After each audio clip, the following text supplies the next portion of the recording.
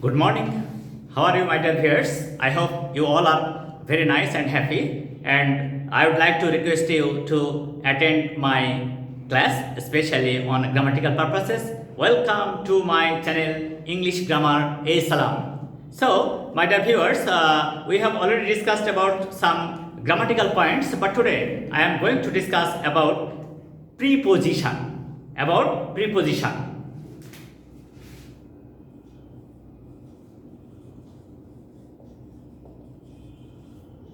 Preposition. So, my dear viewers, you know it very well that preposition plays an important role to create a sentence correctly and nicely, and it make relation with the other words when it takes place before noun or pronoun in a sentence. So, আমরা এখন যেটা বলতে পারছি সেটা হলো preposition কি? Preposition কি? তাহলে আমরা এখানে দেখব I write with a pen. A pen, noun, with preposition. So, তোমরা এখন সহজে বুঝতে পারছো যে এই প্রিপজিশনটাকে আমরা সেই ওয়ার্ডটাকে প্রিপজিশন বলবো যে ওয়ার্ডটা সেন্টেন্সে নাউন অথবা প্রোনাউনের পূর্বে বসে এবং সেন্টেন্সের অন্যান্য ওয়ার্ডস এর সাথে ওই নাউন প্রোনাউনের সম্পর্ক সৃষ্টি করে। যেহেতু সম্পর্ক সৃষ্টি করছে এবং বসতে পূর্বে, তাই এর নাম হয়েছে প্রিপজিশন। তাহলে আমরা কি দেখব?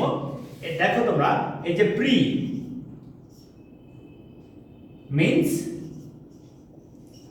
পজিশন, প্রি মিন্স পজিশন, অর্থাৎ এই প্রিপজিশনের পজিশনটা কোথায় খেয়াল করো। আ পেন এই সেন্টেন্সে প্রিপজিশনের পরে বসছে আ পেন। এই আ পেনের পূর্বে প্রিপজিশন বসছে, তার মানে এই আ পেন নাউন ফ্রেজ বা নাউন বলছো, আর তার পূর্বে এই প্রিপজিশনটা বসছে উইথ। যেহেতু এর পূর্বে বসলো তাই এর নাম হলো প্রিপজিশন। তাহলে তোমরা সহজে বুঝতে পারছো প্রিপজিশনটা কি। যে সমস্ত ওয়ার্ড সেন্টেন্সে কোনো নাউন ফ্রেজ বা প্রোনাউনের পূর্বে বসে সেন্টেন্সের এই সমস্ত ওয়ার্ডের সাথে এই নাউন প্রোনাউনের সম্পর্ক সৃষ্টি করে দেয়, তাকেই বলবো আমরা প্রিপজিশন। তাহলে তোমরা সহজেই বুঝতে পারছো যে সেন্টেন্সের প্রিপজিশন অত্যন্ত গুরুত্বপূর্ণ, কারণ এই সেন্টেন্সে নাউন অথবা প্রোনাউনের পূর্বে বসে এবং ওই নাউন প্রোনাউনের সাথে অন্যান্য ওয়ার্ডসের একটা সম্পর্ক সৃষ্টি করে দেয়। যেহেতু এই সম্পর্ক তৈরি করার কাজটা করছে, জোড়া দেওয়ার কাজটা করছে, অর্থের মিল রাখার কাজটা করছে প্রিপজিশন, তাই আমরা একে বলবো প্রিপজিশন। প্রি বলছে এই কারণে যে এ নাউন প্রোনাউনের পূর্বে বসছে। Am I right? So thank you all. Now you can easily understand that prepositions are those words which take place before noun or pronoun in a sentence and make relation with the other words with those noun or pronoun are called preposition. তাহলে তোমাদের কোনো সমস্যা থাকার কথা নয়। প্রথম যেটা আমরা দেখব যে এদের কাজ হচ্ছে সেন্টেন্স নাউন অথবা প্রোনাউনের পূর্বে বসে এবং ওই নাউন প্রোনাউনের সাথে সেন্টেন্সের অন্যান্য ওয়ার্ডসের সম্পর্ক সৃষ্টি করে দেয়। এখানে দেখো আরেকটা কথা, it is kind of you to help us. It is kind of you, এটা হচ্ছে প্রোনাউন, এটা হচ্ছে প্রিপজিশন। তাহলে এবারে তোমরা এই সেন্টেন্সটা ভালো করে খেয়াল করো তো, যে আমরা যে বললাম কিছুক্ষণ আগে যে প্রিপজিশন, প্রি মানে পূর্বে, এ বসে পূর্বে, কার পূর্বে? নাউন এবং প্রোনাউনের পূর্বে বসে অন্যান্য ওয়ার্ডস এর সাথে এর সম্পর্ক সৃষ্টি করে। যেমন তুমি এখানে খেয়াল করে দেখো, এই ইউ, এই হেল্পের ব্যাপারটা কে করছে? এই ওয়ার্ডগুলোর সাথে সম্পর্ক সৃষ্টি করছে এই ওয়ার্ডটা অফ। তাহলে আমরা এখানে সহজেই বুঝতে পারছি যে সেন্টেন্সে যে সমস্ত ওয়ার্ডস নাউন অথবা প্রোনাউন অথবা নাউন ফ্রেজের পূর্বে বসে ওই নাউন প্রোনাউনের সম্পর্কটা সেন্টেন্সের অন্যান্য ওয়ার্ডের সাথে তৈরি করে এবং সঠিক সেন্টেন্স তৈরি করে, অর্থপূর্ণ সেন্টেন্স তৈরি করে, তাকে আমরা বলবো preposition. Am I right? Okay, thank you all. So it is too much common to you, and it is very much simple to all of you that a preposition is a word which takes place before noun or pronoun in a sentence and make relation with the other words with that noun or pronoun is called preposition. So it is very important to use preposition properly and correctly. So in order to know about the details of preposition, we have to think about it, we have to discuss about it more and more. Am I right? So now at first we have learned about the definition of preposition and how can we identify the preposition in a sentence. ঠিক আছে, তাহলে আমরা তাই যদি হয়ে গেল, তাহলে আমরা এর পরবর্তী স্টেপে যাব এবং সেটা বলছে প্রিপজিশন কত প্রকার। এই যে প্রিপজিশনের প্রকার ভেদ অনুযায়ী এর ব্যবহারটা কেমন হবে এবং কিভাবে আমরা বুঝতে পারবো সেটা নিয়ে এখন আমরা কথা বলবো। এবার তোমরা দেখো প্রিপজিশনটা নিয়ে কাজ করছি আমরা, সেটা হলো দেখো তোমরা এবার প্রথমটা বলছে সিম্পল প্রিপজিশন।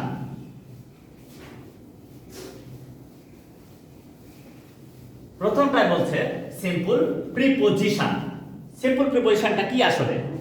সিম্পল প্রিপজিশন হচ্ছে এমন একটা প্রিপজিশন যা শুধুমাত্র একটা ওয়ার্ড নিয়ে গঠিত হবে এবং সেই ওয়ার্ডটা কেমন হবে? এক সিলেবল বিশিষ্ট। কেমন? দেখো, I write with a pen. এই যে উইথ, এটা হচ্ছে সিম্পল প্রিপজিশন।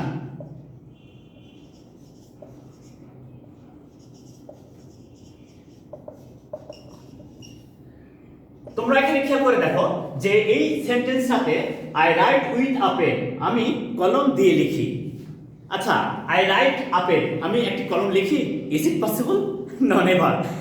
আমি কলম লিখতে পারি না, কলম দিয়ে লিখি। তাহলে তোমরা সহজে বুঝতে পারছো যে এই সেন্টেন্সটাতে প্রিপজিশনের গুরুত্ব অনেক বেশি। তার মানে এটা সহজ কথা যে এই সেন্টেন্সে নাউনের পূর্বে এই প্রিপজিশনটা মানে উইথ বসলো, বসে আমার লেখার কাজের সাথে এই পেনের সম্পর্ক সৃষ্টি করে দিল। তাহলে সহজে বুঝতে পারছি উইথটা হচ্ছে প্রিপজিশন আর এটা সিম্পল প্রিপজিশন। কেন সিম্পল প্রিপজিশন? এই কারণে হচ্ছে যে দেখো উইথ একটা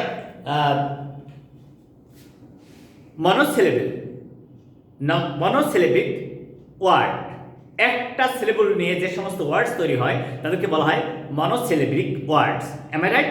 তাহলে উইথ এটা একবার উচ্চারিত হচ্ছে না, তাই এইটা তাহলে আমরা কি দেখবো এখানে? দেখো তো, এই যে অন, ইন, উইথ, এটসেট্রা, এই ধরনের যতগুলো ছোট ছোট এক সিলেবল বিশিষ্ট প্রিপজিশন থাকবে তাদেরকে তোমরা বলবে মনোসিলেবিক প্রিপজিশন অর্থাৎ সিম্পল প্রিপজিশন। তাহলে আশা করি তোমাদের সিম্পল প্রিপজিশন নিয়ে আর কোনো সমস্যা নেই। এবারে দেখো ডাবল প্রিপজিশন কি। সিম্পল প্রিপজিশনটা গেল, আমরা তারপরে স্টেপে যাচ্ছি, ডাবল প্রিপজিশন নিয়ে কথা বলছি। এখন ডাবল প্রিপজিশন নিয়ে দেখো যে এটা কিভাবে তোমরা বুঝতে পারবে। তার ছোট্ট একটা কথা বলি, ডাবল মানে কি? টু। ডাবল মানে টু, অর্থাৎ যে সমস্ত সিলেবল যে সমস্ত প্রিপজিশন মাত্র দুইটি সিলেবল বিশিষ্ট দুটি প্রিপজিশন নিয়ে গঠিত হবে তাদেরকে বলবো আমরা ডাবল প্রিপজিশন। দেখো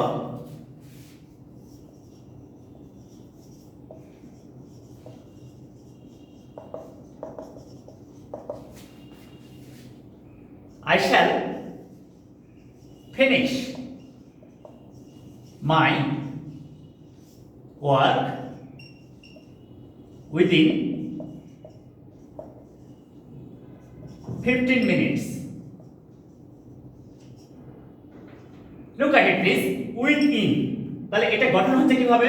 দেখো with plus in সমান সমান within। তাহলে এবার তোমরা দেখো কত সহজে আমরা বুঝতে পারি যে একটা প্রিপজিশন কিভাবে গঠিত হয়, একটা প্রিপজিশন কিভাবে গঠিত হচ্ছে। এবং এই যেহেতু আগে আমরা কথা বললাম সিম্পল প্রিপজিশন নিয়ে, তার মানে একটা মাত্র সিলেবল বিশিষ্ট প্রিপজিশনকে আমরা সিম্পল প্রিপজিশন বলছি। কিন্তু এখানে বলছি যে এই প্রিপজিশনগুলো দুইটা প্রিপজিশন যুক্ত হয়ে গঠিত হবে। এই প্রিপজিশনগুলো দুইটা প্রিপজিশন যুক্ত হয়ে গঠিত হবে। তাহলে আমরা এখানে বলছি যে এটা একটা ডাবল প্রিপজিশন, এটা একটা ডাবল প্রিপজিশন, কারণ এটা দুইটা সিলেবল নিয়ে গঠিত হচ্ছে। তাহলে আমরা এখন শিখলাম কি যে সিম্পল প্রিপজিশন, ডাবল প্রিপজিশন। এবারে তোমরা যেটা দেখবা সেটা বলছে কি যে কম্পাউন্ড প্রিপজিশন। তাহলে কম্পাউন্ড প্রিপজিশনটা কি? কম্পাউন্ড প্রিপোজিশনটা কি এটা তোমরা সহজে দেখো যে কম্পাউন্ড প্রিপোজিশনটা একবারে সহজ এবং সাধারণ। এইটা তুমি একটুতেই চিনতে পারবে। দেখো আমরা কিভাবে বলি compound preposition. Compound preposition okay fine. আমরা এখন যেহেতু সিম্পল প্রিপোজিশন কম্পাউন্ড প্রিপোজিশন নিয়ে ডাবল প্রিপোজিশনের কথা বললাম, এবারে কথা বলছি আমরা কম্পাউন্ড প্রিপোজিশন নিয়ে। এবং খুবই মজার ব্যাপারটা দেখো,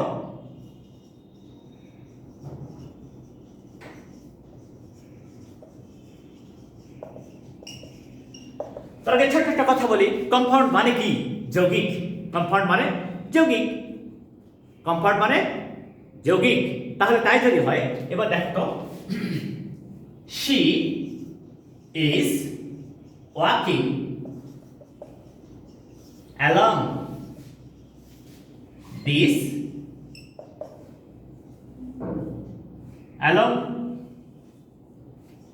that way, along look at it, it's very nice. তাহলে আচ্ছা আরেকটা জিনিস খেয়াল করে দেখো তোমরা কত সহজে চেনা যায়। এই লং কি অ্যাডজেক্টিভ না? হ্যাঁ, লংটা হচ্ছে অ্যাডজেক্টিভ আর অন হচ্ছে প্রিপোজিশন। তাহলে একটা চমৎকার একটা ব্যাপার দেখো, যখন কম্পাউন্ড প্রিপোজিশনটা তোমরা দেখবা তখন খেয়াল করে দেখবা যে এই প্রিপোজিশন যখন কোনো নাউন অ্যাডজেক্টিভ বা অ্যাডভার্বের পরে বসে, দেখো কত সহজ।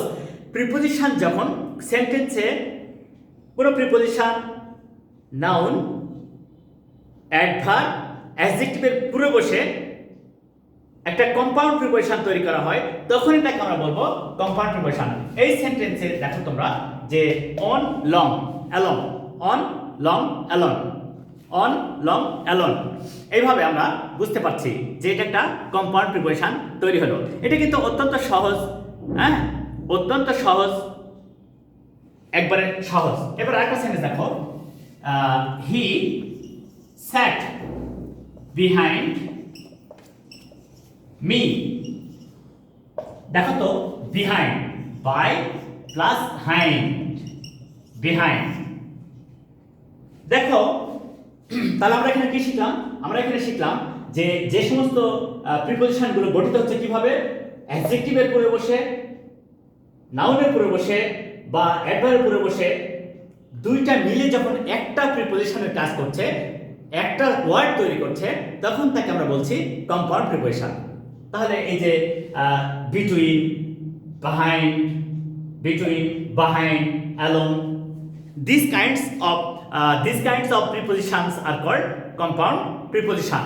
These kinds of prepositions are called compound preposition. তাহলে আমরা কিন্তু তিনটা প্রিপোজিশন অলরেডি কাজ করে ফেলেছি। সেটা হলো simple preposition, double preposition, compound preposition. আবার একটা চমৎকার ব্যাপার দেখো, ফ্রেজ প্রিপোজিশন কি? দেখো তাহলে ফ্রেজ প্রিপোজিশনটা কি, এবারে আমরা খেয়াল করব যে ফ্রেজ প্রিপোজিশনটা কিভাবে গঠিত হচ্ছে এবং কেন আমরা একে ফ্রেজ প্রিপোজিশন বলছি। তাহলে সহজেই আমরা বুঝতে পারবো। ফ্রেজ, তুমি প্রথমে একটা ব্যাপারটা খেয়াল করো, ফ্রেজ অর্থ কি? আচ্ছা, ফ্রেজ মানে শব্দগুচ্ছ, অর্থাৎ পাশাপাশি দুটি, কমপক্ষে দুটি বা তার বেশি ওয়ার্ডস একত্রে বসে যখন একটি ওয়ার্ডের মতো আচরণ করে তখন তাকে আমরা ফ্রেজ বলি। When two words or more words will take place side by side and express a single idea, we call it a phrase. Am I right? Okay, nice. তাহলে আমরা কি শিখলাম? Phrase preposition. তাহলে আরো সহজ হয়ে গেল, যখন দুটি বা তার বেশি প্রিপোজিশন যুক্ত হয়ে একটা ফ্রেজ গঠন করছে তখন তাকে আমরা বলবো ফ্রেজ প্রিপোজিশন। দেখো কেমন হয়, she stood fast, by dint of,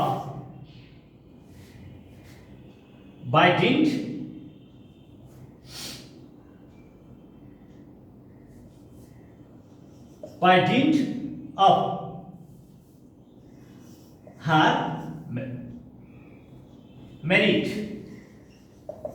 এবারে দেখো তো, বাই ডিন্ট অফ বলে বা প্রভাবে, বাই ডিন্ট অফ বলে বা প্রভাবে। তাহলে সে কিভাবে প্রথম হয়েছিল? সে প্রথম হয়েছিল by dint of her merit. দেখো এখানে কিন্তু অনেকগুলো 3টে ওয়ার্ড বসেছে, কিন্তু অর্থ হচ্ছে একটা, বলে বা প্রভাবে। তাহলে তোমরা সহজেই বুঝতে পারছো যে ফ্রেজ প্রিপোজিশন কি। প্রথমে শিখলাম ফ্রেজ কি। ফ্রেজটা হচ্ছে পাশাপাশি দুইটা বা তার বেশি ওয়ার্ডস একত্রে বসে যখন একটি ওয়ার্ডের মতো আচরণ প্রকাশ করে তখন তাকে ফ্রেজ বলবো। ওকে, নাইস। আর পাশাপাশি দুইটি বা তার বেশি ওয়ার্ডস প্রিপোজিশন যুক্ত হবে, শুরু হবে প্রিপোজিশন দিয়ে, ওই ফ্রেজটা শেষ হবে প্রিপোজিশন দিয়ে, তখন তাকে আমরা বলবো ফ্রেজ প্রিপোজিশন। সেই সূত্র অনুযায়ী by dint of, in lieu of, on account of, দেখো এই সবই হচ্ছে ফ্রেজ প্রিপোজিশন।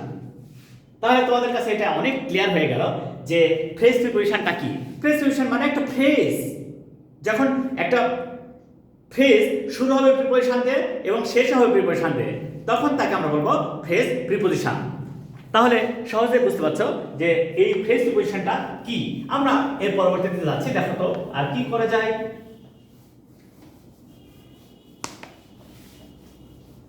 আসলে কোনো ব্যাপারটাই কঠিন নয়, আমরা অত্যন্ত সহজ এবং সুন্দরভাবে সবকিছু তুলে ধরবো। আমরা পর্যায়ক্রমে আমাদের কাজ করতেই থাকবো, প্রতিটা বিষয় আমরা অত্যন্ত সুন্দরভাবে তুলে ধরবো, যাতে তোমরা অনেক সহজেই সবকিছু বুঝতে পারো। এবার দেখো ডিসগাইজ প্রিপোজিশন কি।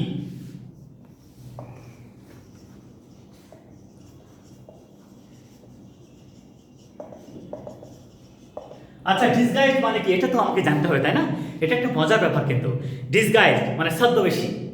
তার মানে এটা একটা ওয়ার্ড বসছে, কিন্তু সেই ওয়ার্ডটা বা সেই লেটারটার ভিন্ন অর্থ প্রকাশ করছে, কারো পরিবর্তে বসছে ছদ্মবেশে, তাই একে বলা হয় ডিসগাইজ প্রিপোজিশন। যেমন দেখো, Hasib went on hunting, went a hunting, এখানে আমরা দেখছি আ, কিন্তু আসলে হবে অন। আমরা এই অনটাকে ডিসগাইজ করে রাখলাম, করে আ ব্যবহার করলাম। এখানে আটাই হচ্ছে প্রিপোজিশন, যেহেতু এই ছদ্মবেশে ব্যবহার হচ্ছে তাই একে বলা হচ্ছে ডিসগাইজ প্রিপোজিশন। অনের পরিবর্তে কে বসলো? আ।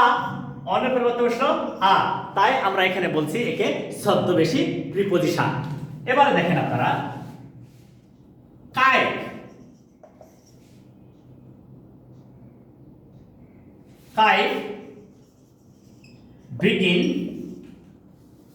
begin to study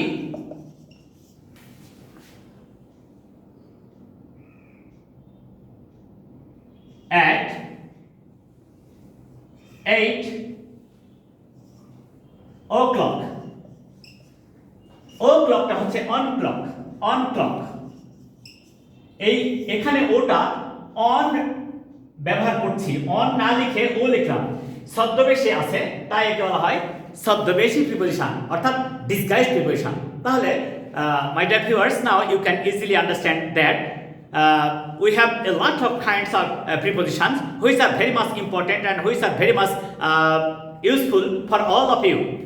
তাহলে আমি তোমাদেরকে বলবো যে প্রিপোজিশন এমন একটা বিষয়, এমন একটা গুরুত্বপূর্ণ বিষয় যা সেন্টেন্সের অর্থকে সঠিক করে, সেন্টেন্সকে সঠিকভাবে এক্সপ্যান্ড করতে সাহায্য করে, সেন্টেন্সটাকে সঠিকভাবে গঠন করতে সাহায্য করে। তাহলে তোমরা আজকে আমরা প্রিপোজিশন কি, কত প্রকার এবং কিভাবে ব্যবহার হয় সেটা আমরা শিখলাম। এর পরবর্তীতে প্রতিটা প্রিপোজিশন কোন ক্ষেত্রে ব্যবহার হয়, প্রত্যেকটা প্রিপোজিশনের ব্যবহার কোন সেন্টেন্সের মাধ্যমে হয়, কিভাবে হয়, আমরা এই সব বিষয় নিয়ে আলোচনা করব।